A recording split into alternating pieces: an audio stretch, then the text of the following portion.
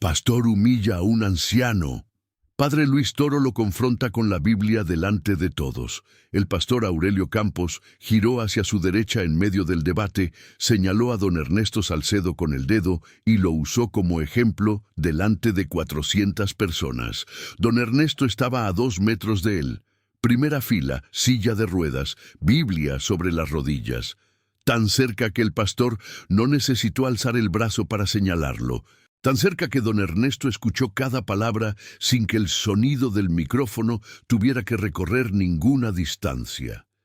74 años. 16 en esa congregación.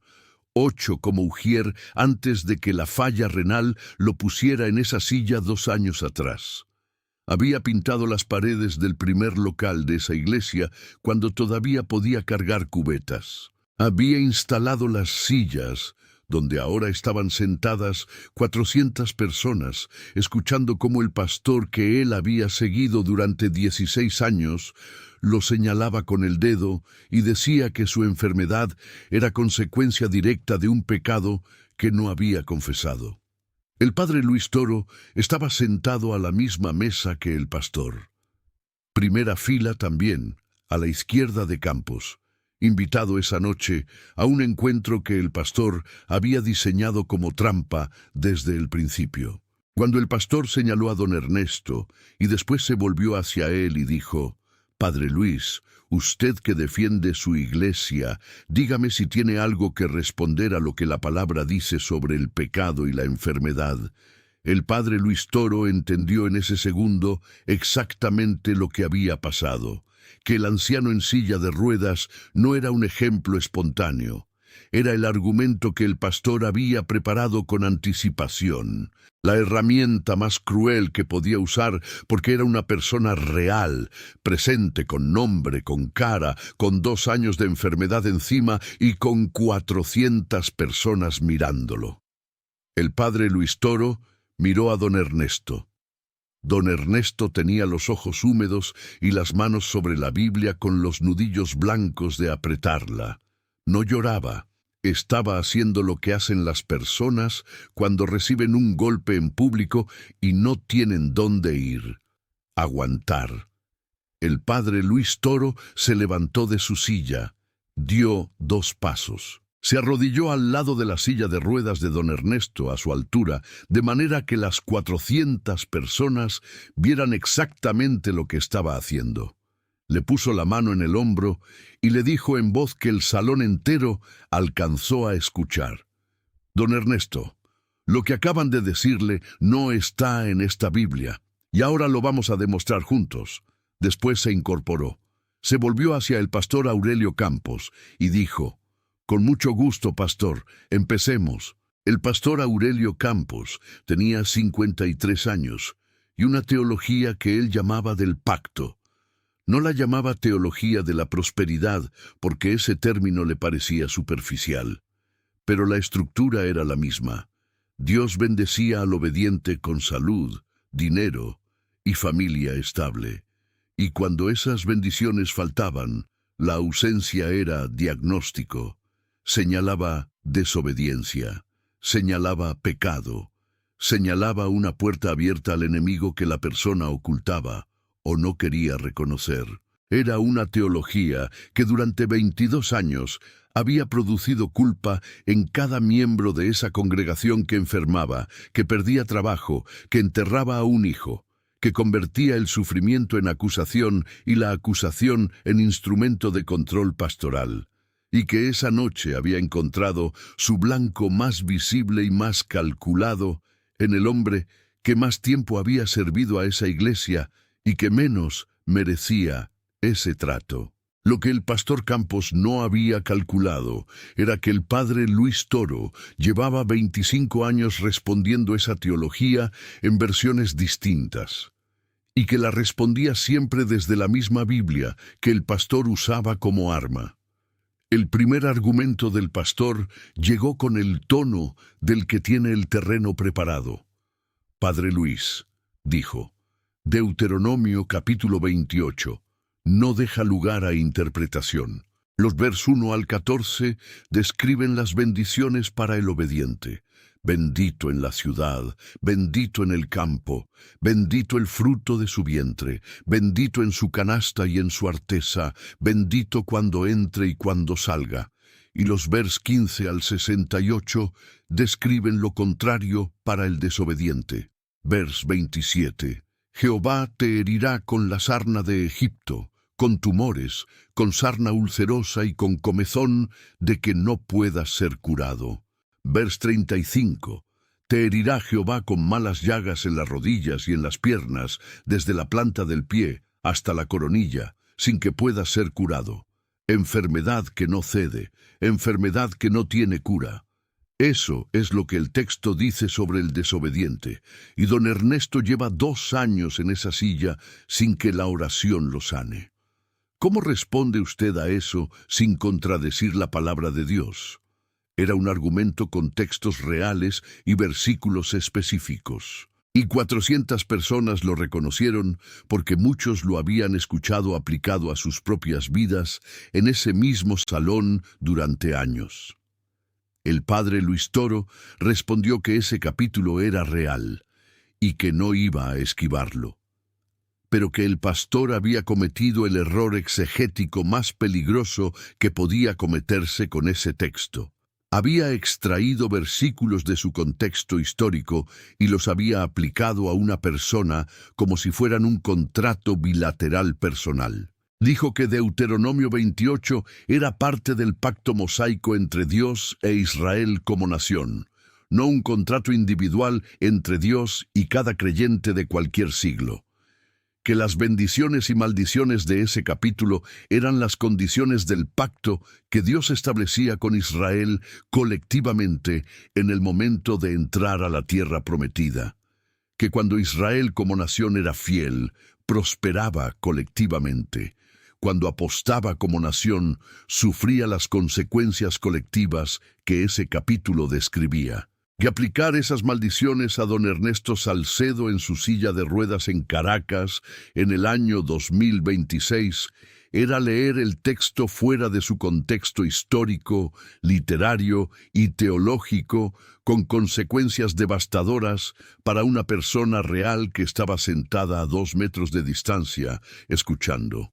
Fue a Gálatas capítulo 3, vers 13 y 14. Leyó: Cristo nos redimió de la maldición de la ley, hecho por nosotros maldición, porque escrito está: maldito todo el que es colgado en un madero, para que en Cristo Jesús la bendición de Abraham alcanzase a los gentiles. Que Pablo decía explícitamente que Cristo había redimido a los creyentes de la maldición de la ley que Deuteronomio 28 describía. Que si un creyente bautizado en Cristo seguía sometido a esas maldiciones, la redención de Cristo en la cruz era incompleta. Que el pastor no podía citar Deuteronomio 28 como vigente para un creyente del siglo XXI, sin estar diciendo simultáneamente que la obra de Cristo en la cruz no había funcionado del todo. Preguntó al pastor si creía que la redención de Cristo era completa o parcial. El pastor dijo que era completa para el que la recibía en obediencia. El padre Luis Toro respondió que entonces habían llegado al punto central del debate. No era Deuteronomio 28 el problema. Era lo que el pastor entendía por obediencia, y que sobre eso tenían 5 textos más que examinar. El segundo argumento llegó antes de que el silencio del salón se instalara del todo. Padre Luis, dijo el pastor Campos, Juan capítulo 5, vers 14. Cuando Jesús sanó al paralítico junto al estanque de Betesda, lo encontró después en el templo y le dijo: Mira, has sido sanado. No peques más, para que no te venga alguna cosa peor. No peques más, para que no te venga algo peor. Esas son las palabras de Cristo, no las mías. El propio Jesús estableció una conexión directa entre el pecado de ese hombre y su enfermedad, y le advirtió que si seguía pecando algo peor vendría. Si Jesús mismo vinculó la enfermedad de un hombre específico con su pecado y le advirtió sobre lo que pasaría si continuaba en ese pecado, ¿con qué autoridad el padre Luis Toro le dice a don Ernesto que su enfermedad no tiene ninguna relación con su condición espiritual? Era un argumento más fuerte que el primero porque usaba las palabras directas de Cristo. El padre Luis Toro respondió que ese texto era exactamente el tipo de texto que necesitaba leerse junto a otro del mismo evangelio para no producir la conclusión que el pastor acababa de sacar, que Juan no podía leerse en fragmentos, que Juan era un evangelio construido con una arquitectura teológica cuidadosa donde un texto iluminaba al otro. Fue a Juan, capítulo 9, vers 1 al 3. Leyó: Al pasar Jesús vio a un hombre ciego de nacimiento, y le preguntaron sus discípulos diciendo: Rabí, ¿quién pecó, este o sus padres, para que haya nacido ciego? Respondió Jesús: No es que pecó este ni sus padres, sino para que las obras de Dios se manifiesten en él. Se detuvo, dijo: Pastor, en el capítulo 5, Jesús le dijo a un hombre sanado que no pecara para que no le viniera algo peor. Y en el capítulo 9, los discípulos le preguntaron exactamente lo que usted está preguntando esta noche: ¿quién pecó para que este hombre sufriera? Y Jesús respondió: Nadie, ni él ni sus padres. Que en un capítulo, Jesús señalaba una conexión entre el pecado de ese hombre específico y su enfermedad, y 4 capítulos después rompía explícitamente la ecuación general entre pecado y enfermedad frente a otro caso de sufrimiento crónico. Que si Juan 5, vers 14 fuera la regla universal, Juan 9, vers 3 sería una contradicción interna en el mismo evangelio.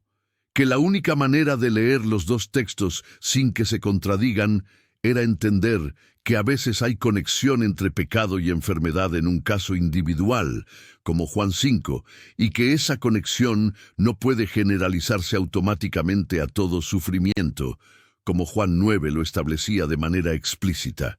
Señaló que la respuesta de Jesús en Juan 9, vers 3 era una de las declaraciones más importantes de todo el Nuevo Testamento sobre el sufrimiento, que la enfermedad de ese hombre no era castigo de nadie, era el espacio donde las obras de Dios iban a manifestarse, que eso no era una declaración menor. Era Jesús corrigiendo la teología de sus propios discípulos, que pensaban exactamente lo que el pastor Campos enseñaba, que el sufrimiento crónico era consecuencia automática de pecado. Y Jesús les dijo que no. El tercer argumento vino con más velocidad. El pastor Campos había recalibrado. Padre Luis, dijo, Lucas capítulo 13, vers 11 al 16. Jesús estaba enseñando en una sinagoga y había allí una mujer que tenía un espíritu de enfermedad desde hacía 18 años y andaba encorvada y en ninguna manera se podía enderezar. Jesús la llamó y le dijo: Mujer, libre eres de tu enfermedad. Y la puso las manos encima, y ella se enderezó. Cuando el principal de la sinagoga protestó, Jesús respondió: Y a esta hija de Abraham, que Satanás había atado 18 años, ¿no se le debía desatar de esta ligadura en el día de reposo? Padre Luis, Jesús describió esa enfermedad como una ligadura de Satanás. 18 años de enfermedad que no cedía, igual que don Ernesto, y Jesús la llamó atadura satánica. Si Jesús usó ese lenguaje para una enfermedad crónica que no cedía, no está diciendo que cuando la sanidad no llega hay una atadura espiritual que necesita romperse, y no necesita romperse porque hay algo en la vida de la persona que le da acceso al enemigo. Era su tercer argumento y era diferente a los dos anteriores porque no usaba Deuteronomio, sino las propias palabras de Jesús sobre la acción de Satanás en la enfermedad. El padre Luis Toro respondió que ese texto era hermoso y que lo conocía bien. y que decía exactamente lo contrario de lo que el pastor concluía. Dijo que en ese texto Lucas describía a una mujer que había sido atada por Satanás 18 años, que Jesús la llamó hija de Abraham, que en ningún lugar del texto Jesús le preguntó qué pecado había cometido para estar atada. En ningún lugar le pidió que confesara algo antes de sanarla. En ningún lugar estableció una condición espiritual previa que ella tuviera que cumplir. La vio, la llamó, le declaró libertad, le puso las manos encima y la sanó. Que si la atadura satánica de esa enfermedad hubiera requerido que la mujer identificara y confesara un pecado que le daba acceso al enemigo, Jesús lo habría dicho. Que Jesús no lo dijo, que la sanó sin ninguna condición previa de ese tipo, que el texto que el pastor usaba para argumentar que la enfermedad crónica era consecuencia de pecado oculto, describía una sanidad que Jesús realizó sin pedir ninguna confesión de pecado oculto. Señaló además que la causa que Jesús identificó en ese texto no era el pecado de la mujer, era la acción de Satanás. Que eso era una distinción teológica fundamental, que el enemigo podía atacar a personas justas, que el sufrimiento podía tener origen en la acción del enemigo sobre alguien inocente, y que esa realidad no requería que la víctima fuera culpable de nada. Fue al libro de Job, capítulo 1, verso 1. Job era un hombre perfecto y recto, temeroso de Dios y apartado del mal. Que Job era el hombre más recto de su generación según el texto, y que Satanás lo atacó precisamente porque era recto, no porque hubiera pecado, que la lógica del pastor Campos, aplicada al libro de Job, produciría la misma acusación que los amigos de Job hicieron durante 37 capítulos, y que al final de esos 37 capítulos Dios dijo algo que necesitaban escuchar. El cuarto argumento del pastor llegó con el tono del que sabe que está perdiendo terreno y que necesita algo más contundente. Padre Luis, dijo, Segunda de Crónicas, capítulo 7, vers 13 y 14.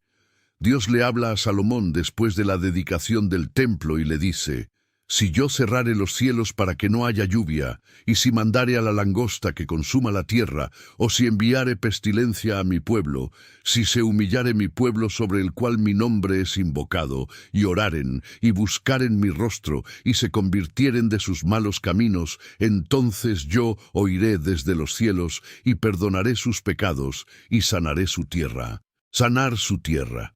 Padre Luis, Dios mismo establece en ese texto que la sanidad, ya sea física o nacional, viene después de la humillación, la oración, la búsqueda y la conversión de los malos caminos. Que el proceso que produce la sanidad incluye convertirse de los malos caminos. ¿No está ese texto diciendo que cuando la sanidad no llega es porque el proceso de conversión no se ha completado? ¿No está diciendo que hay malos caminos que necesitan abandonarse para que la sanidad venga? Era su argumento más elaborado hasta ese momento. Usaba el texto de Segunda de Crónicas, que era uno de los favoritos de la teología del pacto, y lo aplicaba directamente a la situación de don Ernesto. El padre Luis Toro respondió que ese texto era real, y que la Iglesia Católica lo enseñaba con la misma seriedad que cualquier tradición cristiana, que la conversión genuina, el abandono del pecado y la búsqueda de Dios eran condiciones para la restauración en ese texto, que eso no lo iba a negar. Pero señaló algo que el pastor había hecho con ese texto, que el texto mismo no autorizaba. Había asumido que porque la conversión producía sanidad, la ausencia de sanidad probaba la ausencia de conversión, que esa lógica no era reversible automáticamente, que si A producía B, la ausencia de B no probaba necesariamente la ausencia de A, que había otras razones posibles por las que B podía no haber llegado todavía, que el texto describía un proceso, no una máquina automática de entrada y salida donde introducir conversión y extraer sanidad inmediata era garantizado. Fue a Romanos capítulo 8, vers 25 y 28. Leyó: Pero si esperamos lo que no vemos, con paciencia lo aguardamos. Y sabemos que a los que aman a Dios, todas las cosas les ayudan a bien, esto es, a los que conforme a su propósito son llamados. Que Pablo decía que todas las cosas, incluyendo el sufrimiento que no cedía, cooperaban para bien a los que amaban a Dios. Que esa cooperación incluía el tiempo de espera, incluía la paciencia, incluía la posibilidad de que la restauración no llegara en el momento en que la persona oraba, sino en el momento que Dios determinaba. Que si la sanidad llegara automáticamente cada vez que alguien se convirtiera de sus malos caminos, la promesa de Romanos 8, vers 25, de esperar con paciencia lo que no se ve, sería innecesaria. Que la paciencia solo tenía sentido si la sanidad no era automática ni inmediata. Señaló Lucas capítulo 18, vers 1 al 8. La parábola de la viuda persistente, que Jesús la contó para mostrar que era necesario orar siempre y no desmayar. Que el hecho de que Jesús enseñara a no desmayar en la oración significaba que había personas que oraban sin ver respuesta inmediata y que necesitaban que alguien les dijera que siguieran orando. Que esa realidad era incompatible con la teología del pastor Campos. Si la sanidad llegara siempre que la conversión fuera genuina, no habría necesidad de enseñar a no desmayar en la oración, porque la respuesta sería rápida y visible. Que Jesús mismo enseñó lo contrario. El quinto argumento del pastor llegó con el texto que él había guardado para este momento. Padre Luis, dijo, quiero leerle un texto que usted conoce bien y que yo creo que usted mismo ha citado en otras ocasiones. Segunda de Corintios capítulo 12, vers 7 al 9. Pablo escribe: Para que la grandeza de las revelaciones no me exaltase desmedidamente, me fue dado un aguijón en mi carne, un mensajero de Satanás que me abofetee, para que no me enaltezca sobremanera. Respecto a lo cual 3 veces he rogado al Señor que lo quite de mí. Y me ha dicho: bástate mi gracia, porque mi poder se perfecciona en la debilidad. Padre Luis, Pablo tuvo un aguijón en la carne. Oró 3 veces para que Dios lo quitara, y Dios no lo quitó. Y note lo que el texto dice sobre el origen de ese aguijón: un mensajero de Satanás. El aguijón de Pablo venía del enemigo, y Dios lo permitió para que Pablo no se enalteciera. Eso significa que el sufrimiento de Pablo tenía una causa espiritual y una razón específica: el orgullo que necesitaba ser corregido. ¿No demuestra ese texto que el sufrimiento que no cede tiene siempre una razón espiritual que Dios está trabajando en la persona?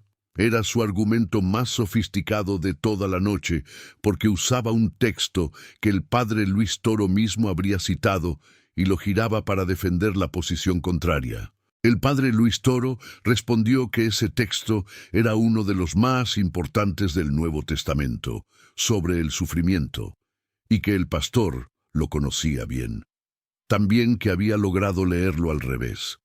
Dijo que Segunda de Corintios 12, vers 7 al 9, decía 3 cosas que el pastor había mezclado para sacar una conclusión que ninguna de las 3 establecía de manera individual ni combinada. La primera, que el aguijón de Pablo venía de un mensajero de Satanás. Real. Que el origen del sufrimiento de Pablo era el enemigo, no Dios, directamente. La segunda, que Dios permitió ese aguijón para que Pablo no se enalteciera. Real. Que Dios tenía un propósito en ese sufrimiento. La tercera, la conclusión que el pastor sacaba y que el texto no establecía, que ese propósito era corregir un pecado de orgullo en Pablo, que Pablo tenía orgullo que necesitaba ser corregido, pero que el texto no describía el aguijón como castigo por orgullo pasado, sino como prevención de orgullo futuro. Que Dios no decía: te doy este aguijón porque has sido orgulloso. Decía: Te doy este aguijón para que la grandeza de las revelaciones no te exalte desmedidamente. Era preventivo, no punitivo, era protección, no castigo. Y señaló la respuesta que Dios le dio a Pablo cuando oró 3 veces para que quitara el aguijón. Bástate mi gracia, porque mi poder se perfecciona en la debilidad. Que si el aguijón fuera consecuencia de un pecado de Pablo que necesitaba corregirse, Dios habría respondido: confiesa tu orgullo y quitaré el aguijón. No dijo eso. Dijo que su poder se perfeccionaba en la debilidad de Pablo, que el aguijón no era señal de insuficiencia espiritual de Pablo, era el espacio donde el poder de Dios se manifestaba de una manera que la salud perfecta no permitía. Fue a Colosenses capítulo 1, vers 24. Leyó: ahora me alegro en lo que padezco por vosotros, y cumplo en mi carne lo que falta de las aflicciones de Cristo por su cuerpo, que es la Iglesia. Que Pablo hablaba de sus sufrimientos como participación en los sufrimientos de Cristo. Que eso no era la descripción de alguien que sufría por pecado oculto que necesitaba confesar. Era la descripción de alguien cuyo sufrimiento tenía un valor redentor dentro del plan de Dios. Que si la teología del pastor Campos fuera correcta, Pablo habría tenido que confesar el pecado que causaba sus sufrimientos antes de poder decir que se alegraba en ellos. En cambio, Pablo se alegraba porque sus sufrimientos eran participación en los sufrimientos de Cristo, que eso era una teología del sufrimiento radicalmente diferente a la que el pastor acababa de aplicar a don Ernesto. El salón estaba completamente quieto. Don Ernesto Salcedo tenía la cabeza levantada, ya no miraba el piso. Miraba al padre Luis Toro con los ojos todavía húmedos, pero con algo diferente en ellos. No la vergüenza de 30 minutos antes. Algo más parecido al alivio de quien lleva 2 años cargando una culpa que no le correspondía y que acaba de escuchar delante de 400 personas que esa culpa no era suya. El pastor Aurelio Campos tenía el micrófono en la mano, pero no lo llevaba a la boca. Miraba al padre Luis Toro con la expresión del que acaba de ver que el cálculo que había preparado con anticipación no funcionó de la manera que esperaba. Tenía 5 argumentos más preparados. Los había guardado para la segunda parte de la noche. Los consideraba irrespondibles. Lo que no sabía era que el padre Luis Toro también los tenía, desde hacía 25 años. El 6.º argumento del pastor llegó con una voz que ya no tenía el volumen del principio, pero que tenía algo más peligroso, la determinación del que sabe que está perdiendo terreno y que necesita recuperarlo de una sola vez. Padre Luis, dijo, quiero ir a Santiago capítulo 5, vers 14 al 16. Ese texto dice: ¿está alguno enfermo entre vosotros? Llame a los ancianos de la iglesia y oren por él, ungiéndole con aceite en el nombre del Señor. Y la oración de fe salvará al enfermo, y el Señor lo levantará. Y si hubiere cometido pecados, le serán perdonados. Confesaos vuestras ofensas unos a otros, y orad unos por otros, para que seáis sanados. La oración eficaz del justo puede mucho. Padre Luis, ese texto conecta directamente la sanidad con la confesión del pecado. Dice que si el enfermo ha cometido pecados, le serán perdonados. Dice que hay que confesarse unos a otros para que seáis sanados.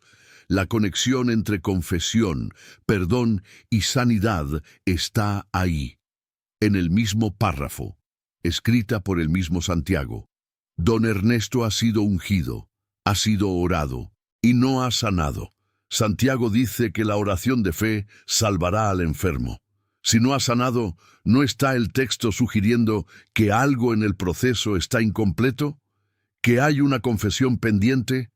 Era un argumento diseñado para ser irrefutable porque usaba el texto que más directamente conectaba oración, confesión y sanidad en todo el Nuevo Testamento. El padre Luis Toro respondió que ese texto era uno de sus favoritos de toda la Biblia. y que la Iglesia Católica lo usaba como fundamento del sacramento de la unción de los enfermos, que conocía cada palabra de ese párrafo, y que precisamente por eso podía decir con precisión lo que el pastor había hecho.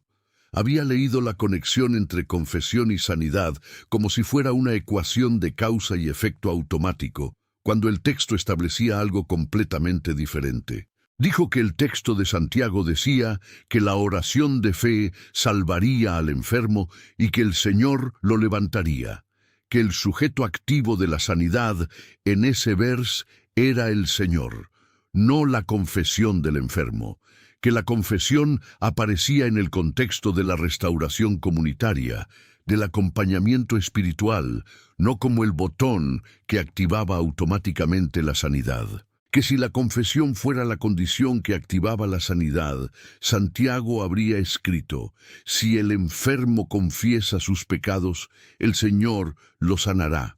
No escribió eso.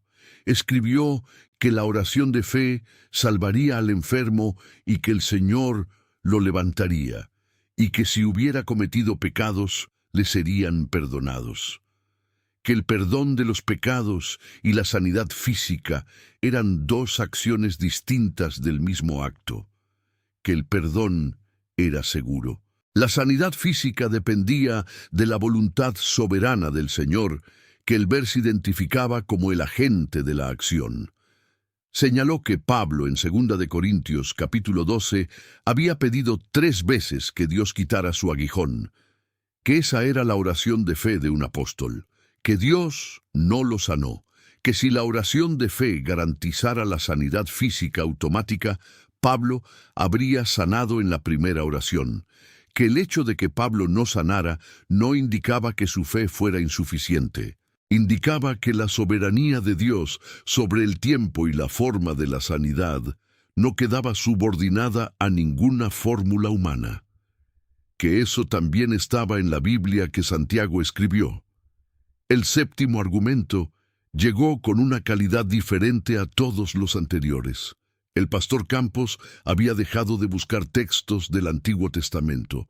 Ahora iba directamente a los Evangelios. Padre Luis, dijo, Marcos capítulo 2, vers 1 al 12. Cuando bajaron al paralítico por el techo y lo pusieron delante de Jesús, lo primero que Jesús le dijo no fue levántate y anda. Lo primero fue, hijo, tus pecados te son perdonados. Primero el perdón, después la sanidad física. Jesús mismo estableció ese orden. Primero resolvió el problema espiritual, después el físico. ¿No está ese texto mostrando que Jesús entendía que detrás de la enfermedad física había una condición espiritual que necesitaba atenderse primero? ¿Y no es eso exactamente lo que yo estoy diciendo sobre don Ernesto? Era un argumento con una lógica aparentemente sólida. Jesús perdonó primero y sanó después. Luego la sanidad dependía del perdón. El padre Luis Toro respondió que ese texto era extraordinario, pero que el pastor había sacado una conclusión que el texto mismo refutaba en el mismo párrafo. Dijo que Jesús en ese texto no dijo que los pecados del paralítico habían causado su parálisis. Dijo que sus pecados le eran perdonados, que esas dos cosas eran completamente diferentes, que perdonar los pecados de alguien no equivalía a decir que esos pecados habían causado su enfermedad. Que Jesús atendió las dos dimensiones de ese hombre, la espiritual y la física, porque era el Señor de ambas, no porque la una fuera causa de la otra. Señaló que el propio texto de Marcos 2 daba la razón por la que Jesús pronunció el perdón antes que la sanidad. Vers 7 y 8. Los escribas razonaban en sus corazones. ¿Por qué habla este así? Blasfemias, dice. ¿Quién puede perdonar pecados sino solo Dios? Y Jesús, conociendo su pensamiento, les dijo, ¿por qué pensáis estas cosas en vuestros corazones? ¿Qué es más fácil decir al paralítico, tus pecados te son perdonados, o decirle, levántate, toma tu lecho y anda? que Jesús había pronunciado el perdón primero, no porque los pecados causaran la parálisis, sino para demostrar su autoridad como Hijo de Dios ante los escribas que lo cuestionaban. Que el perdón primero y la sanidad después era una demostración de la identidad de Cristo, no una enseñanza sobre la relación causal entre pecado y enfermedad. El octavo argumento fue el más silencioso de todos. El pastor Campos ya no alzaba la voz. Hablaba con la concentración del que sabe que está en terreno difícil y que necesita cada palabra en el lugar correcto. Padre Luis dijo, Hebreos capítulo 12, vers 5 al 11. Ese texto habla de la disciplina de Dios. Dice que el Señor al que ama disciplina y azota a todo el que recibe por hijo, que la disciplina divina es real, que Dios la usa. Y vers 11 dice que ninguna disciplina al presente parece ser causa de gozo sino de tristeza, pero después da fruto apacible de justicia. Padre Luis, ese texto describe a Dios usando el sufrimiento como herramienta de corrección sobre sus hijos. Si Dios azota a todo el que recibe por hijo, y don Ernesto es hijo de Dios, el sufrimiento de don Ernesto puede ser parte de esa disciplina divina. Y si es disciplina divina, hay algo que Dios está corrigiendo en él. ¿No es eso consistente con lo que yo he dicho desde el principio? Era su argumento más cuidadoso, porque no decía que el sufrimiento era castigo. Decía que era disciplina divina, una distinción que sonaba más pastoral, pero que producía el mismo resultado: señalar a don Ernesto como alguien que estaba siendo corregido por Dios. El padre Luis Toro respondió que ese texto era real y que Hebreos 12 describía algo genuino sobre la vida cristiana, pero que el pastor había hecho con ese texto lo mismo que había hecho con todos los anteriores. Había tomado un principio general verdadero y lo había aplicado a una persona específica como si tuviera revelación directa sobre lo que Dios estaba haciendo en esa persona. Dijo que Hebreos 12, vers 5 al 11, describía la disciplina divina como un patrón en la vida del creyente, no como una clave de lectura para diagnosticar el sufrimiento ajeno. Que el escritor de Hebreos no decía: cuando veas a un hermano sufrir, dile que Dios lo está disciplinando. Decía a los creyentes que cuando ellos mismos sufrieran, lo recibieran como posible disciplina divina, que la aplicación era reflexiva sobre uno mismo, no proyectiva sobre el otro. Que había una diferencia enorme entre un creyente que en su propio sufrimiento discernía la mano de Dios trabajando algo en él, y un pastor que miraba el sufrimiento de otro y declaraba públicamente que era disciplina divina. Señaló que Hebreos 12, vers 11, decía que la disciplina producía fruto apacible de justicia a los que en ella habían sido ejercitados. Que la palabra ejercitados describía un proceso que ocurría en la persona que sufría, no un diagnóstico que otro podía hacer desde afuera. Que nadie tenía acceso al interior del proceso que Dios hacía en otra persona. Que declarar desde afuera que el sufrimiento de don Ernesto era disciplina divina por pecado oculto requería una revelación específica sobre la vida interior de don Ernesto que el pastor Campos no tenía, y que si no la tenía, lo que había hecho esa noche no era ministerio profético, era suposición. Y la suposición aplicada al sufrimiento ajeno delante de 400 personas tenía el nombre que ya habían discutido al principio. La novena pregunta llegó como la última que el pastor tenía preparada antes de la que había guardado para el final de la noche. Padre Luis dijo Números capítulo 12. María, la hermana de Moisés, habló contra Moisés y fue herida de lepra. Números capítulo 16. Coré y sus seguidores se rebelaron contra Moisés y la tierra los tragó. Primera de Corintios capítulo 11, vers 29 al 30, Pablo dice que muchos de los corintios estaban enfermos y dormían. es decir, morían por comer el cuerpo del Señor sin discernirlo. Padre Luis, la Biblia está llena de casos donde Dios envía enfermedad como consecuencia directa e inmediata de pecado específico. María pecó y enfermó. Los corintios no discernieron el cuerpo y enfermaron y murieron. ¿Cómo puede usted negar que la enfermedad puede ser consecuencia directa del pecado cuando la Biblia documenta exactamente esos casos? El padre Luis Toro respondió que esos 3 casos eran reales, que la Biblia documentaba situaciones donde Dios había enviado enfermedad como consecuencia directa de pecado específico, que eso no lo iba a negar porque estaba en el texto. Pero señaló la diferencia que el pastor no estaba haciendo y que era la diferencia que determinaba todo, que en esos 3 casos había una revelación específica, documentada en el texto, que establecía la conexión.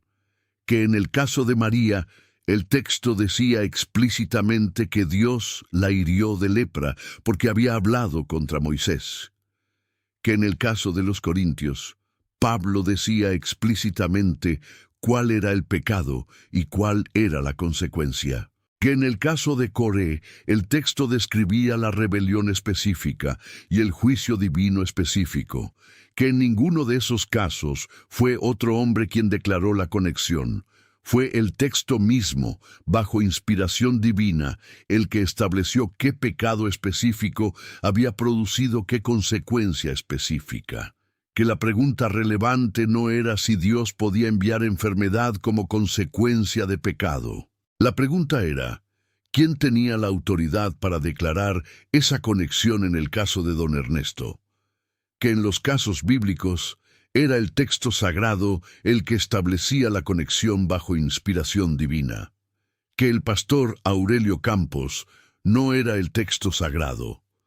No tenía inspiración divina para declarar que la enfermedad de don Ernesto era consecuencia específica de un pecado específico. Que sin esa revelación específica, lo que había hecho esa noche no era aplicar la Biblia. Era imponer sobre una persona real una acusación que el texto no autorizaba. Y llegó el 10º argumento, el que el pastor había guardado toda la noche. Padre Luis dijo, Apocalipsis capítulo 3, vers 19.